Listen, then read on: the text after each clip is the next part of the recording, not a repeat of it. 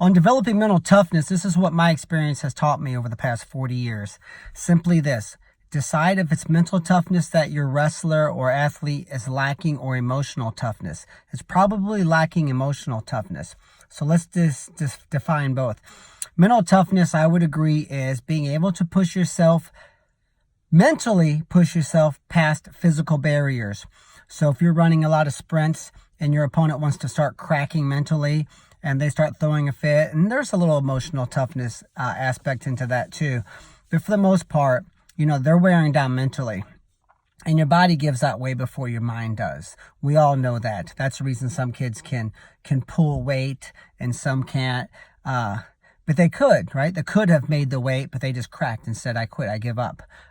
Some people do that physically. They can't push themselves physically. So we have a bunch of conditioning type workouts and so forth to build mental toughness.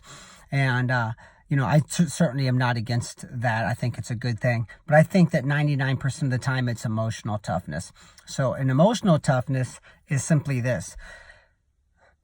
It's like a baby learns to calm himself, right? They learn to self-calm.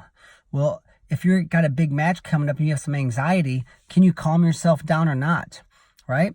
What if the referee makes a bad call? Do you freak out? Do you rebound after a loss? If you get taken down in a match, do you throw your hands up in the air and lay on your elbows?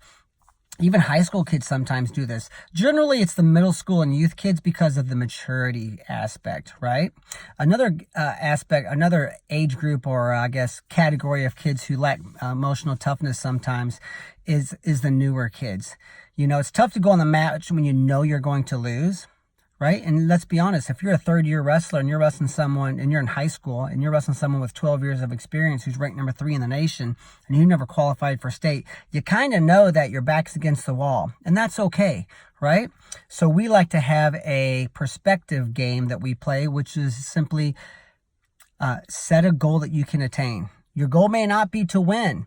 My goal today may not be to win the state title in cross country, but to run, 20 seconds faster than I've ever ran before. That's an attainable goal. That's a PR. So now we're trying to find some success within what we expect to be a possible loss. Because in wrestling, either I'm a winner or I'm a big fat loser. We want to take that out of the game. So if you're wrestling someone, or your athletes are newer or maybe less experienced, you want to definitely set up with closing the gap goals. My goal, I lost 9-3 last time. My goal this time is to keep the match within 4 points. No matter what. I don't care if my opponent's ripping my arms off. I'm not going over. I'm not giving up easy takedowns. Yawning. But that game of closing the gaps, and that takes the pressure off, right? We have a perspective. Just like the track runner who says, I'm going to run a little bit faster than I've ever ran. Now, am I probably ready to run a 4-minute and 35-second mile? Probably not. That's what the state champ's going to run today. But if I can just run faster than ever before, I can be excited about that, even though I may not get a medal. So another category of kid who struggles with emotional toughness are the really good kids. They get really good, and now they're all of a sudden tapping into those top 5% in America.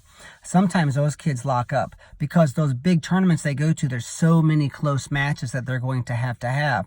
And that's the reason, if you watch our videos and follow us on Instagram and social media, we're really big on, or come to our camps, right? Obviously, we're really big on, becoming masters at winning. Not just being great wrestlers, but learning how to win. You have to change the way you wrestle during the match, according to the score and according to the time left on the clock. You probably never learned that. That's a basic concept in wrestling, okay? But that leads me down the pathway to winning this match, okay? Once I realize that part of the match has to be figured out as I go, then wrestling can get much easier. But those kids who are very, very, very, very good, now they have to have a bunch of close matches. You go to the national tournament, college nationals, you're going to have to win some close matches. You're probably not going to pin your way through. Sure, there's always 1 or 2 freaks every 10 years that does. We don't worry about those guys, right? We worry about what's the 98% rule, right? 98% of the people, when they have success in this field, have to do it this way. There's not a lot of variation, all right? So how do you handle those kids? Number one, you sit down, and I do this all the time. I'm like, okay, you have so-and-so. What was the score last time? I lost by 1 point, but I beat him the time before by 3, blah, blah, blah, whatever. I'm like, okay, so, you're going to have a close match today. And it's a semi-sus date. You have 2 hours. Are you okay with having a close match? Because he's not going to blow you out of the water, and you're probably not going to blow him out of the water. Are you okay with that? And they go, okay, yeah, I am okay with that. Beautiful. I just took pressure off because we said face freaking reality, right? And once they do that, wrestling starts to get easier. So now your better athlete says, okay, hey, I do have a difficult road. All right, good. All right. And then you set little game plans for the matches. Well, I'm really nervous because he rides, he's a left-legged leg rider, and I struggled last time. Okay, well, let's drill on that. All right. So now I'm like, dude, I feel pretty good there. I feel almost as good countering legs from a lefty than I did a righty. I feel awesome now. All right. So sometimes being nervous is a call to action, because when you're nervous about your math test, that means you better study. I study, so now I'm not nervous. I may not know I'm going to get 100%, but I still feel good about it. And that's another part of emotional toughness too. Accepting the fact that, you know what, things are going to have to go right for me to win. I remember watching Thomas Gilman. He just had a big match with Dayton Fix, and his dad and uncle were my teammates at Oklahoma State, Dayton's.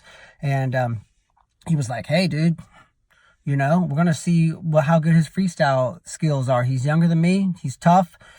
He's like, if he can keep me off his legs and turn me, he's going to win. If he can't, I win. He goes, it's as simple as that. But if he can get to my legs and turn me, he deserves to win. It's just that simple. And I was like, that is freaking beautiful. That here's a guy who just lays it on the line. All right. He didn't say, I'm going to lose. He certainly wasn't popping off saying I'm going to win, right? Like these MMA guys on TV and stuff who are trying to sell tickets. He was like, dude, you take me down and turn me, you got the spot. That's how it works, right? So sometimes getting your kids to watch this video and say, learn to think and talk bold and realistic statements, We like to have bold phrases when we say things like, and I have my kids write these down, my elite room kids, before a big match, you would say something like, hey, my opponent's tough. I feel ready. My leg attacks are sharp. If I get to my leg attacks, it's going to be a good day. If I don't, then I have work to do. But I feel pretty good. We always end with, but I feel pretty good. We always end with that because we always want to end on a high note. So it's just kind of just gaining perspective. So mental toughness, easy to fix. A lot of it's maturity. Emotional toughness, you generally have the worrywart kids, the scaredy cat kids, the kids who obsess and think all the time. Most oftentimes, those are the very most upper level kids. But also you have the lower level kids who they know they're not going to win half of their matches, and they're having a hard time digesting that. So there's some good advice for everyone. You can check us out at purlerwrestling.com. Of course, we do private team camps all over the nation, and we have our own 17,000 square foot training facility here just outside of St. Louis. Camps sell out almost every year, and we have about 60 days of camp. 28-day challenge is our most popular camp. We have an online membership site, an online academy. So, we have a lot going on if you had interest. If not, good luck either way. We appreciate you watching our video. I just want to share some advice and help the athletes out there. Good luck.